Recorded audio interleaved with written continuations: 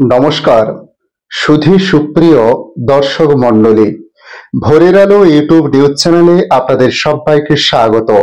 30শে September মঙ্গলবার আপনারা দেখছেন ভোরের আলোয় আবহাওয়ার আপডেট। সপ্তমীতে সেভাবে বৃষ্টিপাত না হলেও বিক্ষিপ্ত বৃষ্টি হয়েছিল দক্ষিণবঙ্গের বেশ কয়েকটি জেলাতে। তবে আজও সেই একই পরিস্থিতি থাকতে পারে বলে জানানো হয়েছে। তবে আগামীকাল থেকে ভোল বদল হতে পারে আবহাওয়ায়, ইঙ্গিত হাওয়া দপ্তরের। কারণ আজ নতুন করে একটি ঘূর্ণাবর্ত তৈরি হতে চলেছে। এই ঘূর্ণাবর্ত নিম্নচাপে পরিণত হলে তার প্রভাব কোন কোন জেলায় কবে নাগাদ কতটা পড়তে পারে সমস্ত কিছু জেনে নেব আজকের এই বিস্তারিত আলোচনায়। সপ্তমী রাতে দক্ষিণবঙ্গের বেশ কয়েকটি জেলায় বিক্ষিপ্ত বৃষ্টিপাত হয়েছে।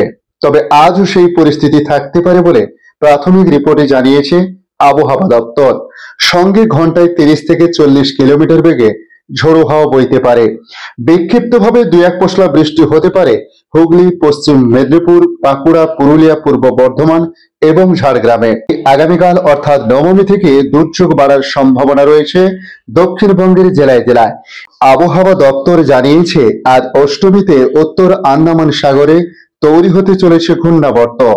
নবমীর মধ্যে তা নিম্নচাপ অঞ্চলে পরিণত হবে। এর জেরে নবমী থেকে কলকাতা সহ দক্ষিণবঙ্গের সব জেলায় বজ্রবিদ্যুৎ সহ ঝড় বৃষ্টির সম্ভাবনা রয়েছে।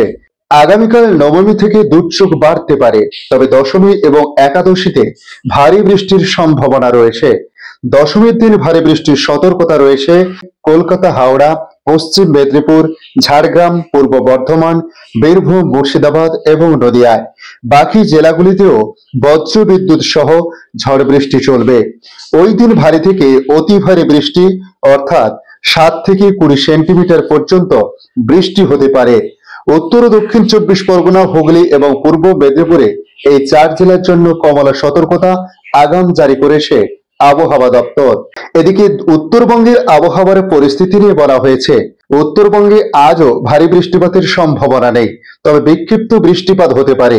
বৃষ্টিপাতের সম্ভাবনা রয়েছে আগামীকাল, অর্থাৎ ভারী বা অতি ভারী বৃষ্টিপাত হতে পারে বেশ কয়েকটি জেলাতে, যার মধ্যে উপরে অর্থাৎ দার্জিলিং, কালিম্পং এবং আলিপুরদুয়ার সহ 2 দিনাজপুরে ভারী বৃষ্টিপাতের সম্ভাবনা রয়েছে।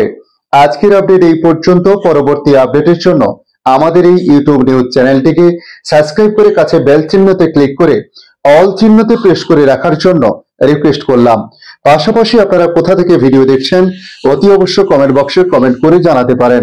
ধন্যবাদ।